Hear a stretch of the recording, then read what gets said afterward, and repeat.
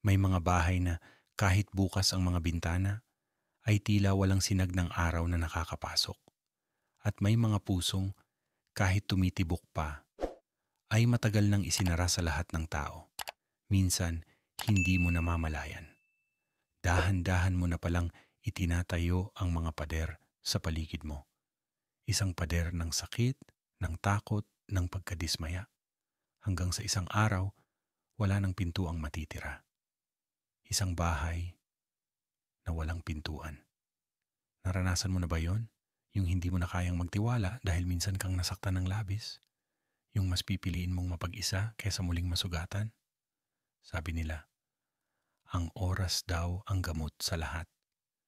Pero paano kung sa bawat paglipas ng taon, mas lalo mong sinasarhan ang puso mo?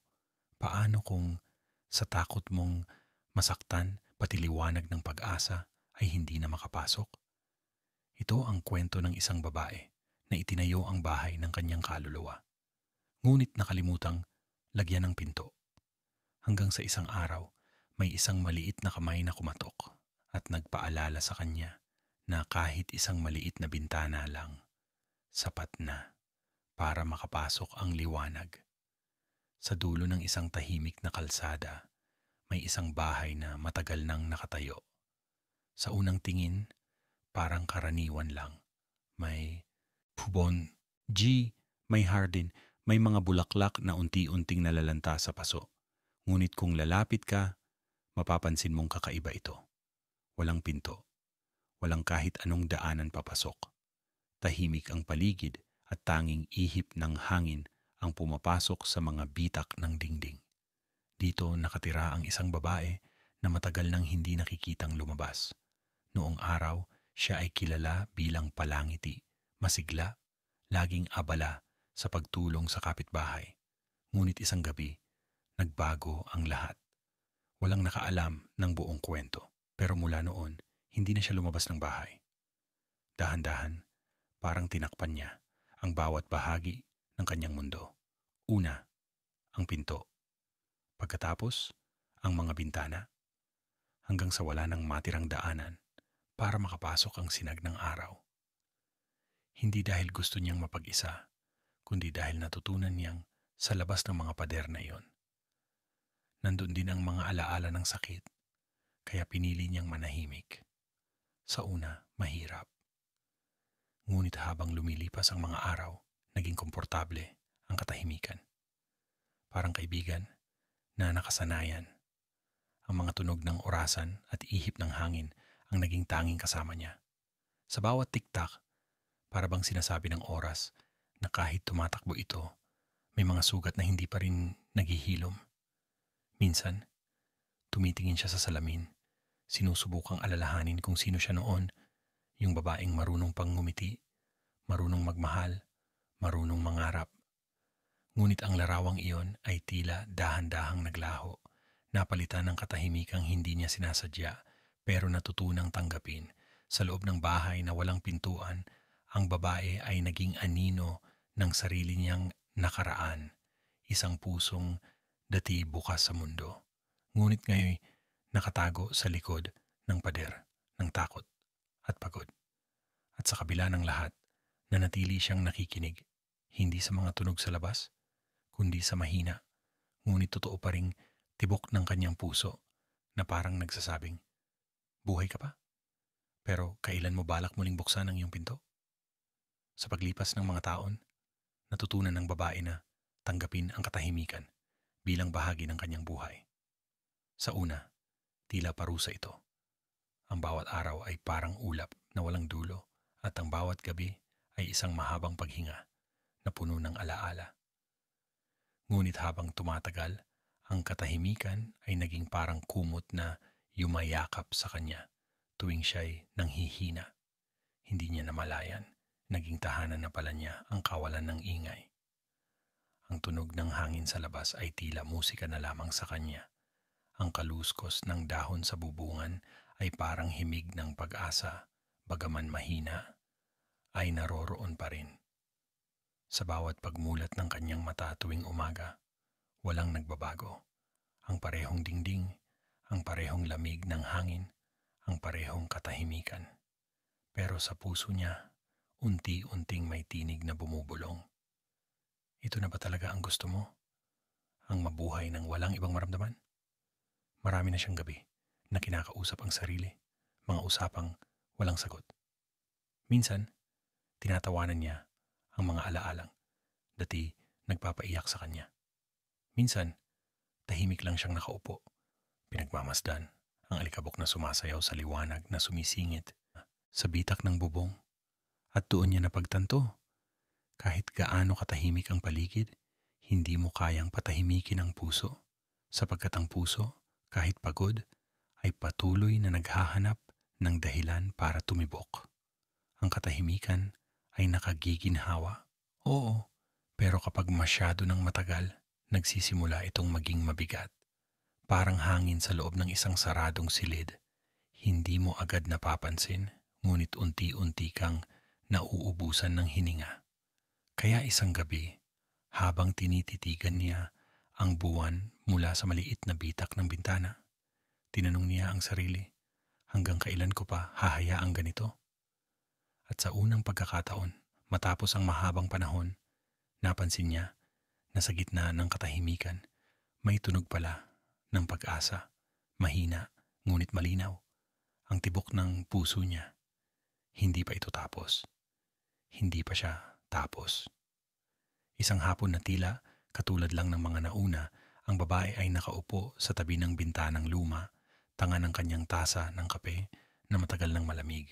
Tahimik ang paligid, maliban sa mahina at paulit-ulit na tunog ng orasan sa dingding. Sa labas, ang araw ay nagsisimula ng lumubog, nagpapalita ng ginto at kahel sa langit. Ang ganitong mga sandali ang pinakapanatag para sa kanya. Walang ingay, walang tanong, walang kailangan sagutin.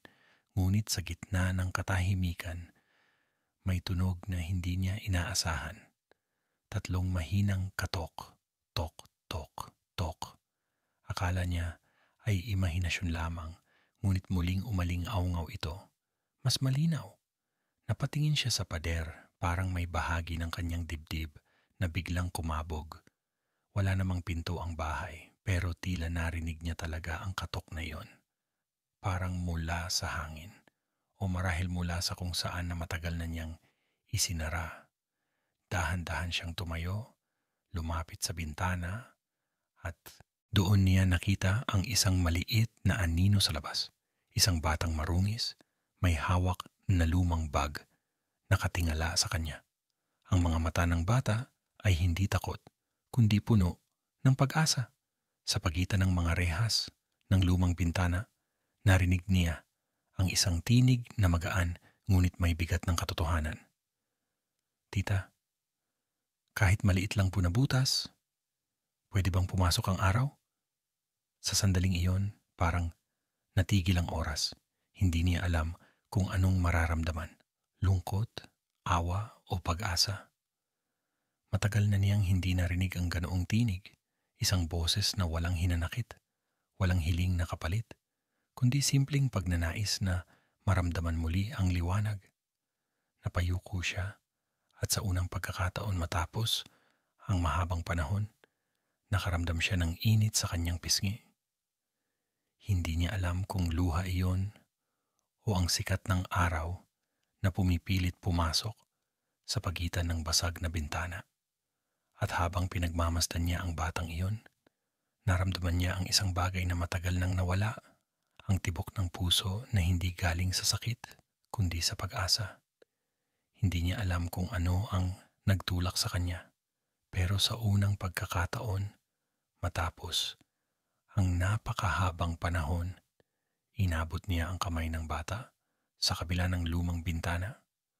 Maliit ang palad nito, marumi, malamig.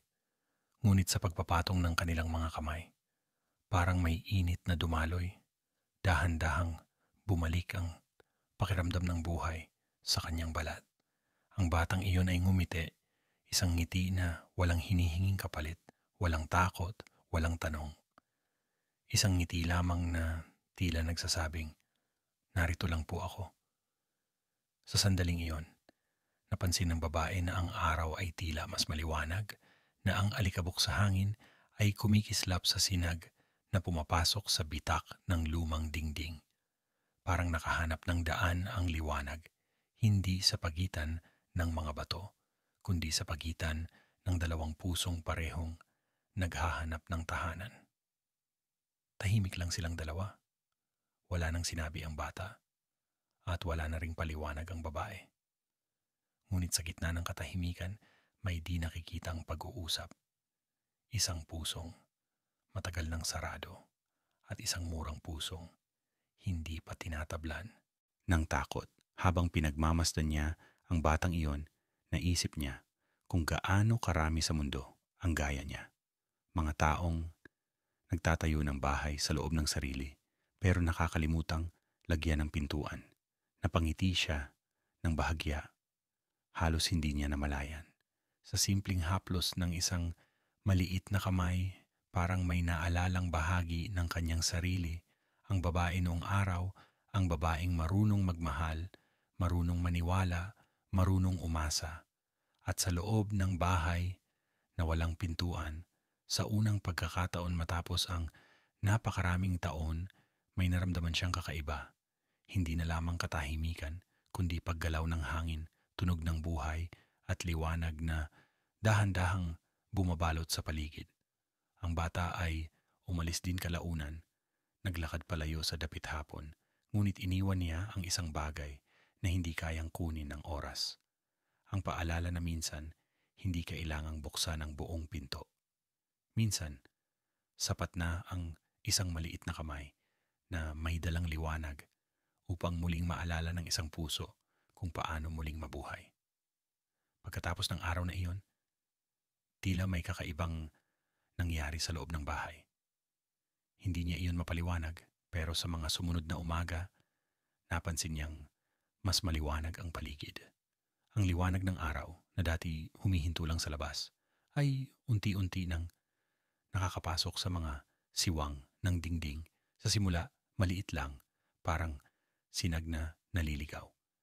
Pero araw-araw parang lumalawak, dumadaloy at dumadampi sa mga bagay na matagal nang natatakpan ng alikabok.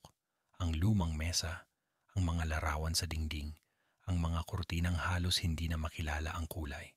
Tila bawat sinag ng araw ay nagdadala ng alaala, hindi upang saktan, kundi upang paalalahanan siya na may mga araw pa ring maganda, kahit sa gitna ng mga sugat. Minsan, nahuhuli niyang sarili niyang nakatitig sa labas. Pinagmamasdan ang mga ibon, ang mga batang naglalaro, ang hangin na humahaplos sa mga dahon. Matagal na siyang hindi lumapit sa ganong tanawin, ngunit ngayon, tila may kakaibang kapayapaan na dumadaloy sa kanya.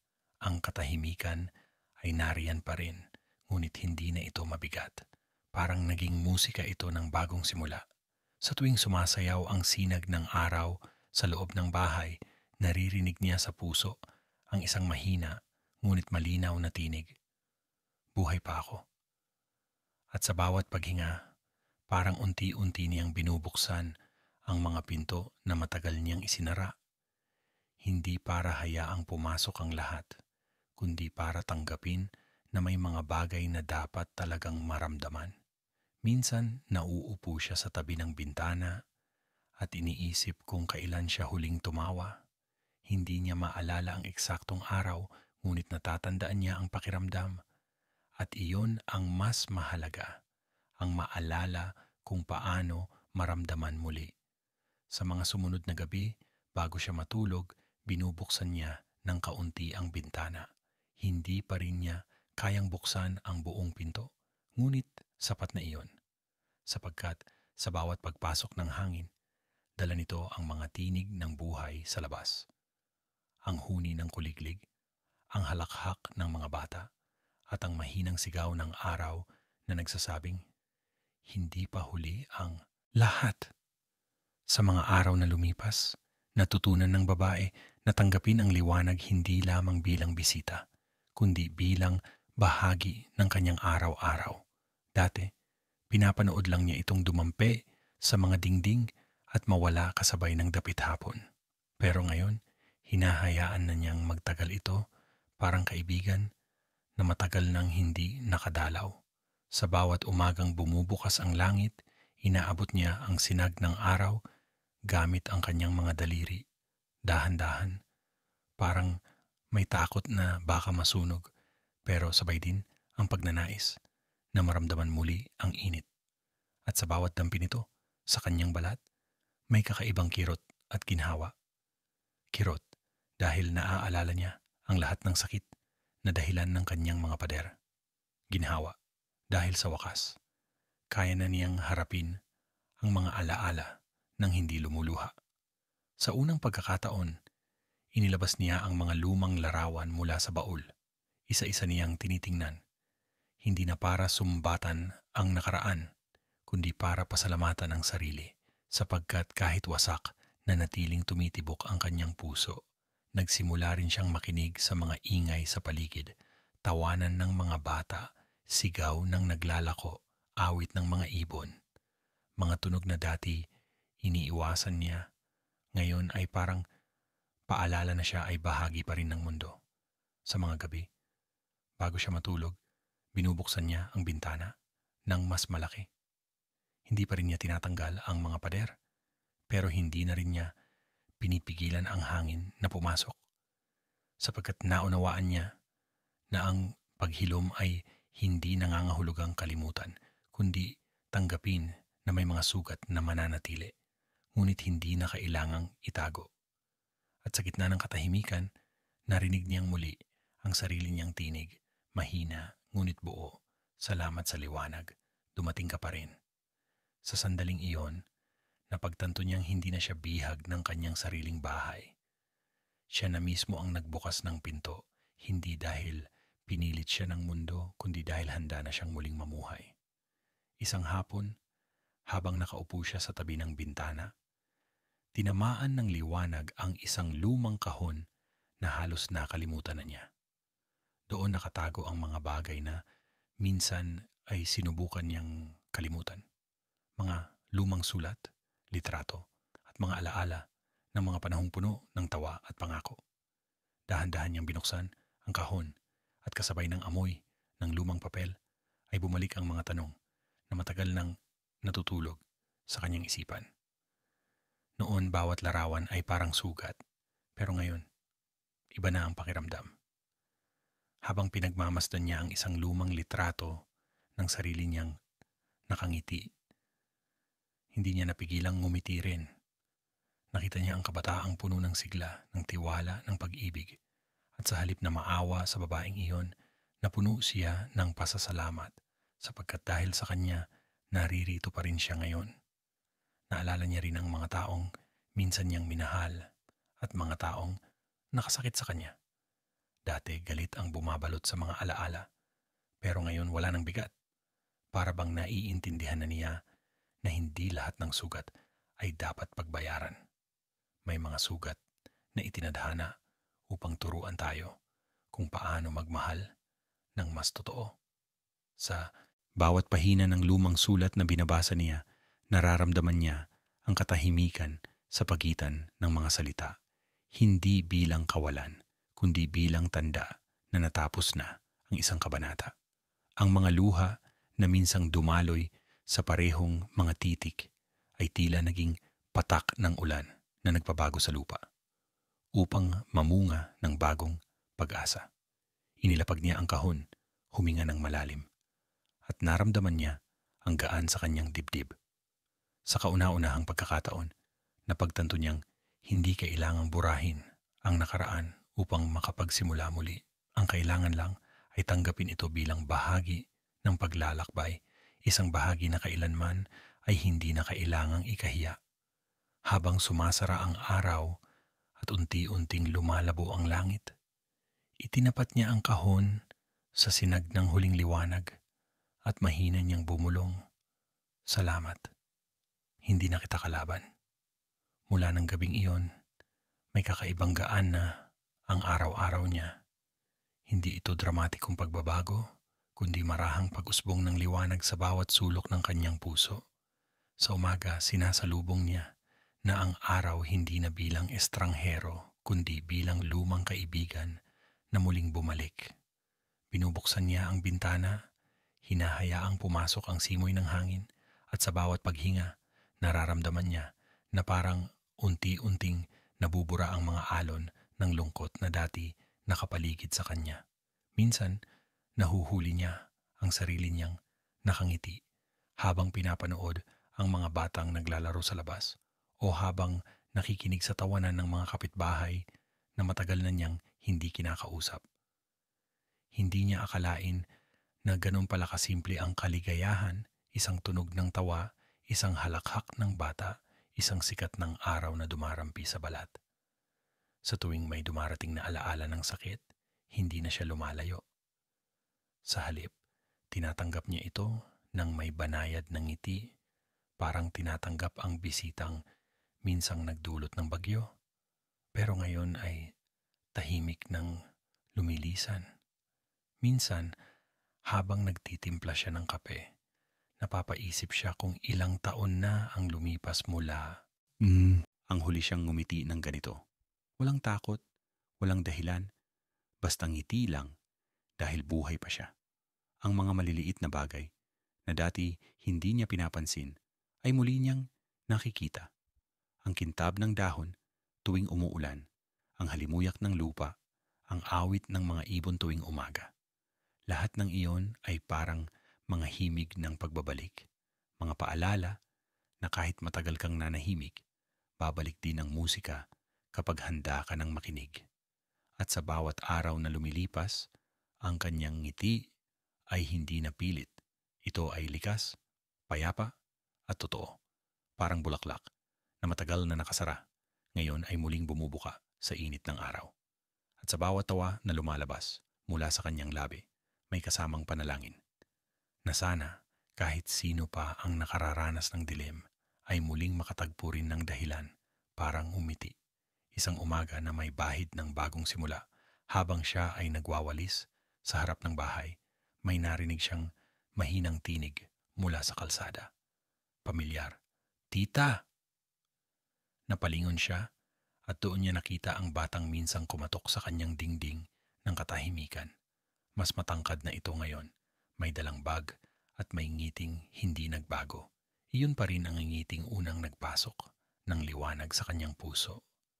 Sa sandaling iyon, parang huminto ang hangin at ang lahat ng alaala ng unang pagkikita nila ay muling nabuhay. Ngunit ngayong iba na, wala ng lungkot, wala ng bigat, tanging pasasalamat, lumapit ang bata sabay-sabing, naalala ko po kayo. Akala ko kasi hindi na kayo lalabas. Napangiti siya, isang ngiti na may halong hiya at tuwa. Lumabas din ako, sagot niya, kasi may nagturo sa akin kung paano magbukas ng bintana. Tumawa ang bata at sa tawa nitong iyon, naramdaman niya na ang tahanang minsang malamig ay tuluyang naging buhay na muli. Inanyayahan niya ang bata sa loob at sa unang pagkakataon may ibang yapak na muling tumunog sa sahig ng kanyang bahay. Ang dating amoy ng alikabok ay napalitan ng halimuyak ng bagong timplang kape at ang katahimikan ay napalitan ng usapan, tawa at liwanag habang pinagmamasdan niya ang bata na tumitingin sa paligid. Napagtanto niya kung gaano kalaki ang ipinagbago ng lahat. Ang bahay na minsang walang pintuan ay ngayon may mga bintanang bukas. May mga kurtinang sumasayaw sa hangin at may sinag ng araw na malayang pumapasok. Sa gitna ng lahat, naramdaman niyang parang huminga ng malalim ang kanyang puso. Isang maluwag, payapang paghinga na nagsasabing, nandito na ako, buo na ulit ako. Pag-alis ng bata, naiwan siyang nakatayo sa pintuan, nakatingin sa liwanag ng araw. At sa huling ngiti niya bago pumikit, narinig niyang parang bulong ng hangin. Salamat, tita, kasi binuksan niyo. Pagkaraan ng muling pagkikita nila ng bata, napansin niyang may bago sa paligid.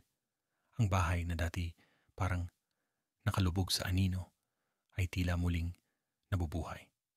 Tuwing umaga, ang mga sinag ng araw ay malayang pumapasok Sa bawat sulok at sa gabi, ang hangin ay dumaraan ng malambot sa mga kurtina na dati sarado. Ang mga tunog ng labas, mga yapak ng tao, tawanan, kaluskos ng dahon ay hindi na nakakaistorbo. Sa halip, parang musika itong bumabalot sa kanya. Habang naglalakad siya sa loob ng bahay, napansin niya ang mga detalye na matagal na niyang hindi tinitingnan. Ang mga bitak sa dingding na parang mga guhit ng panahon, ang mga alikabok na ngayon ay kumikislap sa liwanag at ang sahig na muling naririnig ang mga hakbang ng buhay. Noon, inakala niyang ang bahay na ito ay naging kulungan. Ngayon, alam na niyang ito pala ay naging kanlungan, isang lugar kung saan natutunan niyang harapin ang sakit at sa huli, tanggapin ang ginhawa. Isang umaga, habang nagwawalis siya, bigla niyang napansin ang ihip ng hangin na pumasok sa pinto. Hindi na malamig, kundi banayad at mabango, may halong amoy ng lupa at araw. Napangiti siya at sa loob ng kanyang dibdib, parang may sumabay na hinga. Mahina lang pero totoo. Doon niya naunawaan na ang bahay ay hindi lang gawa sa bato at kahoy. Ito ay buhay dahil nakatira dito ang kanyang puso. At ang puso, kapag natutong huminga muli, ay marunong na ring magmahal, marunong umasa, marunong magpasalamat. Sa bawat hinga ng bahay, naririnig niya ang sarili niyang tinig na parang dasal. Hindi na dasal ng paghingi, kundi dasal ng pasasalamat. Salamat kasi binigyan ako ng pagkakataon na maramdaman muli kung gaano kaganda mabuhay. At habang ang liwanag ay dumarami, naramdaman niyang ang mga pader na minsang naging proteksyon ay ngayon naging bahagi ng kanyang lakas. Hindi na niya kailangang gibain ang mga ito, sapat na alam niyang may pinto na siyang kayang buksan kailanman niya gustuhin. Habang naglalakad siya sa loob ng bahay, isang hapon, napansin niya ang mga pader na dati ayaw na ayaw niyang tinitigan. Noon, ang tingin niya rito ay mga paalala ng takot, mga bakod na humarang sa kanya sa mundo, mga aninong sumakal sa kanyang kalayaan.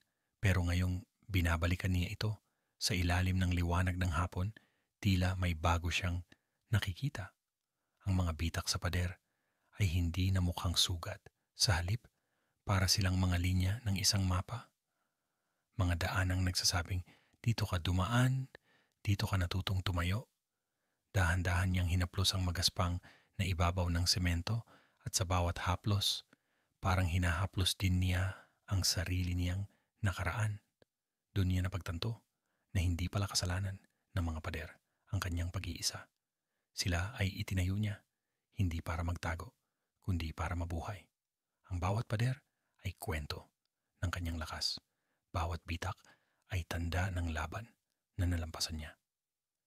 At habang pinagmamasdan niya ito, naramdaman niyang unti-unting nawawala ang galit at awa sa sarili. Ang natira na lang ay pag-unawa. Sapagkat kung hindi niya itinayo ang mga pader na ito noon, marahil ay hindi niya naabot ang katahimikang kailangan niya para maghilom. Ang mga pader na minsan niyang sinisi, ngayon ay parang mga kaibigang matagal ng tahimik na nagbantay sa kanya, naghihintay lamang ng tamang oras para siya'y lumabas muli. Napangiti siya at mahina niyang bumulong. Salamat, kasi kahit pader lang kayo, hindi niyo ako iniwan. Sa sandaling iyon, naramdaman niyang ang bahay ay mas tahimik, ngunit hindi na malungkot. Parang parehong siya at ang kanyang tahanan ay nagkaintindihan na sa wakas. Ang mga pader ay hindi na hadlang, kundi paalala na minsan, kailangan mo ring matutong magmahal sa mga bagay na minsang nagpahirap sa iyo dahil sa kanila mo natutunan kung gaano kahalaga ang kalayaan. Mula ng araw na iyon, unti-unting napuno ng mga tunog ang bahay na dati kilala lamang sa katahimikan. Sa bawat pagdilat niya sa umaga, una niyang naririnig ang huni ng mga ibon sa labas, ang kaluskos ng hangin sa mga dahon, at ang banayad na pagaspas ng kortina sa bukas na bintana.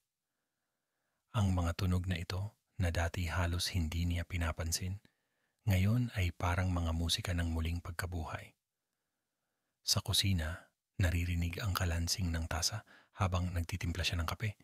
Sa sala, ang tunog ng kanyang mga yapak ay may ritmo, parang paalala na siya ay naririto, gumagalaw, humihinga. Minsan, dumadalaw ang mga bata sa kapitbahay, tumatakbo sa labas, naglalaro. At sa tuwing maririnig niya ang kanilang tawanan, hindi na siya lumalayo. Nakikinig siya at minsan napapangiti. Sa mga gabing tahimik, nakikinig siya sa tunog ng ulan na tumatama sa bubong at sa bawat patak nito ay parang musika ng alaala, malungkot man minsan, ngunit may dalang ginhawa. Naisip niya, marahil ganito talaga ang buhay. May mga panahon ng katahimikan at may mga panahon ng ingay. Ngunit ngayon, sa halip na matakot sa tunog ng buhay, hinayaan niyang yakapin ito sapagkat napagtanto niya na ang katahimikan na walang kasamang tinig ay kalungkutan, ngunit ang katahimikan na may halong mga tunog ng mundo ay tanda ng kapayapaan. Isang hapon habang nakaupo siya sa pintuan at pinagmamasdan ang mga bata sa kalsada, bigla niyang narinig ang sarili niyang tawa, mahina, totoo at mula sa puso. Doon niya napagtanto na ang bahay ay hindi lang muling huminga, kundi muling tumawa. At sa bawat halakhak na iyon, naririnig niya ang pinakamagandang tunog sa mundo. Ang tunog ng buhay na bumalik, dahan-dahan, ngunit buo. Isang umaga na may dalang amoy ng bagong simula. Napansin ng babae na ang mga bintanang dati binubuksan niya ng kaunti ay ngayoy bukas ng maluwag. Ang hangin ay malayang pumapasok, dinadala ang mga tinig ng mga kapitbahay, halakhakan ng mga bata at halimuyak ng mga bulaklak sa hardin. Hindi niya namalayan kung kailan ito nangyari. Basta isang araw, wala na siyang takot na hayaang pumasok ang mundo sa loob ng kanyang tahanan. Habang nag-aayos siya ng mga paso sa labas, may dumaan na matandang babae at ngumiti sa kanya. Ngumiti rin siya pabalik at sa simpleng palitan ng mga ngiting iyon, tila may tulay na nabuo sa pagitan nila. Kinagabihan, may kumatok muli sa pinto. Isang kapitbahay, may dalang prutas at paanyaya na makisalo sa kanilang maliit na handaan. Noon, tiyak na tatanggi siya. Ngunit sa pagkakataong ito, binuksan niya ang pinto ng walang pag-aalinlangan. Salamat, sabi niya, at sa unang pagkakataon, matapos ang mahabang panahon, lumabas siya ng bahay, hindi bilang isang taong nagtatago, kundi bilang isang taong handa ng muling makisalamuha. Ang hangin sa labas ay malamig, ngunit magaan, parang yakap ng mundong minsan niyang iniwasan. Sa bawat yapak niya sa kalsada, naramdaman niyang hindi lang ang bahay niya ang bumukas, kundi pati ang kanyang puso. Habang pinagmamasdan niya ang mga bituin sa langit, naisip niya kung gaano kasimple ang kalayaan. Minsan, nagsisimula lang ito sa pagbukas ng isang bintana at nagtatapos sa paghawak ng kamay ng isang tao na handang tumawa kasama mo. At sa gabing iyon, habang bumabalik siya sa kanyang tahanan, binati siya ng malamig na simoy ng hangin. Ngunit ngayon, ang lamig na iyon ay hindi nagaling sa kalungkutan, kundi sa kapayapaan. At sa ilalim ng liwanag ng buwan, mahina niyang binulong sa sarili. Sa wakas, bukas na talaga ako. Isang umaga, nagising siya bago pa sumikat ang araw. Tahimik ang paligid, ngunit hindi na ito ang uri ng katahimikan na nagpapabigat ng dibdib. Ito na ang katahimikan ng kapayapaan.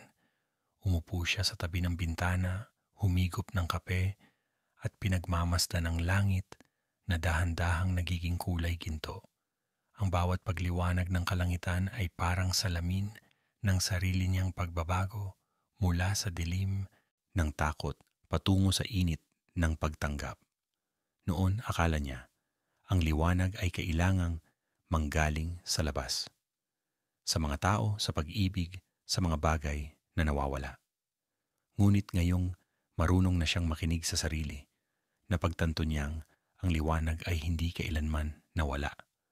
Nandoon lang pala ito nakatago sa ilalim ng mga sugat, sa likod ng mga pader, sa bawat tibok ng pusong hindi sumuko kahit kailan. Habang pinagmamasdan niya ang paligid, napansin niyang ang liwanag ng araw ay hindi lang tumatama sa kanya, tila nagmumula rin sa kanya.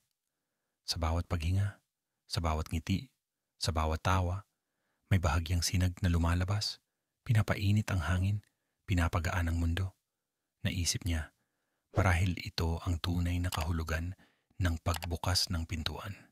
Hindi lang para hayaang pumasok ang liwanag, kundi para hayaang lumabas din ito para maibahagi sa iba. Sa sandaling iyon, tahimik siyang tumayo, lumapit sa pinto at tinitigan ito ng matagal. Dati simbolo ito ng kanyang takot, ngayon simbolo na ito ng kanyang lakas. Binuksan niya ito ng buong buo, hinayaang pumasok ang araw at sabay ding hinayaang lumabas ang kanyang sariling liwanag. Sa loob ng bahay, wala nang anino. Lahat ay malinaw, lahat ay payapa.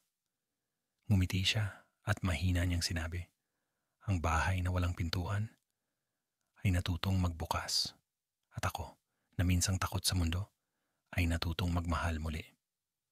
At sa liwanag na yon, alam niyang natapos na ang kanyang kwento, hindi sa pagwawakas kundi sa panibagong simula.